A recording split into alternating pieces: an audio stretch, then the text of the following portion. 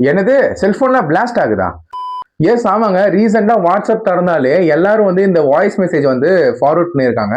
அது என்ன அப்படின்னு நீங்களே கேளுங்களேன். ஹாய் ஃப்ரெண்ட்ஸ், இப்போ நம்ம தமிழ்நாட்டில் வந்து இப்போ ஏதோ ஒரு புதுசாக ஒரு ட்ரெண்ட் பண்ணுறாங்களாம். ஏதோ வந்து 13 நம்பர் 6 நம்பர்லேருந்து கால் வந்த வந்து ஏதோ வந்து கால் அட்டன் பண்ண அடுத்த 2வது செகண்டே செல்லு வந்து வெடிக்குதான். இப்போ தூத்துக்குடியில் 27 பேர் பண்ணியிருக்காங்க அப்படின்னு சொல்லி எனக்கு ஒரு ஃபார்வர்ட் மெசேஜ் வந்துச்சு.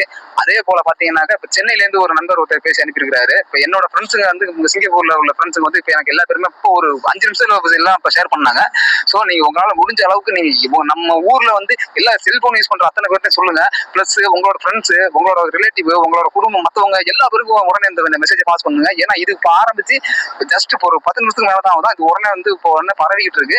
இப்போ ஜஸ்ட் இப்போ என்னோட ஃப்ரெண்டு வந்து ஒருத்தன் கன்னியாகுமரிக்காரன் ஒருத்தன் வந்து இப்போ வந்து அனுப்பினா தூத்துக்குடி மாதிரி நடந்துருச்சுன்னு சொல்லி கன்னியாகுமரிக்காரன் ஒருத்தர் அனுப்பியிருக்கான். அது மாதிரி என்னோட நண்பர் ஒருத்தர் சென்னையிலேருந்து ஒருத்தர் அனுப்பியிருக்காரு. நீங்க உடனே உங்களால எந்த அளவுக்கு முடியுமோ அந்த அளவுக்கு இந்த மெசேஜ் உடனே பாஸ் பண்ணுங்க. ப்ளீஸ் தயவு செஞ்சு கேட்டுக்கிறேன். நல்ல உறவுகளே, உடனே இதை பண்ணுங்க. நம்மளால ஏதோ ஒரு மாற்றம் ஒன்று இருக்கட்டும்.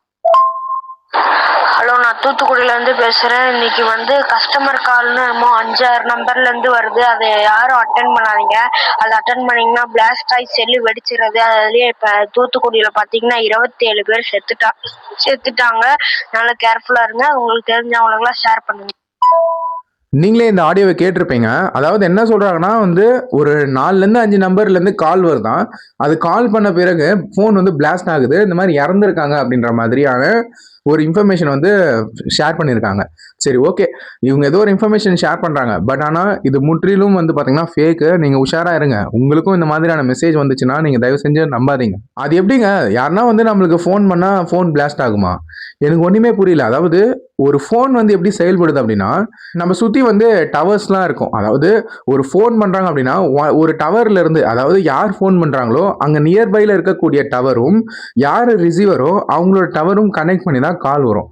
இப்போ எப்படி வந்து பார்த்தீங்கன்னா இந்த மாதிரி வெடியறதுக்கான வாய்ப்புகள் இருக்குது அப்படின்னு எனக்கு உண்மையாக தெரியல. பட் ஆனால் ஒன்று மட்டும் நல்லா தெரியுது, இது வந்து முற்றிலும் ஒரு ஃபேக் நியூஸ்.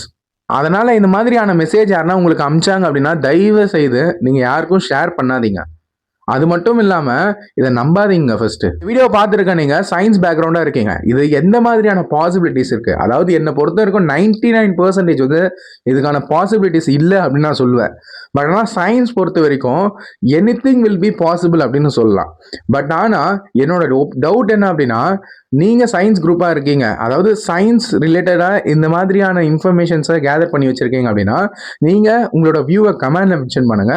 நானும் தெரிஞ்சுக்கிறேன். இந்த சேனலை ரெகுலரா பார்க்கக்கூடிய மக்களும் வந்து பாத்தீங்கன்னா இதை பார்த்து என்ன இன்ஃபர்மேஷன்ஸ் அப்படின்னு தெரிஞ்சுப்பாங்க அவங்க.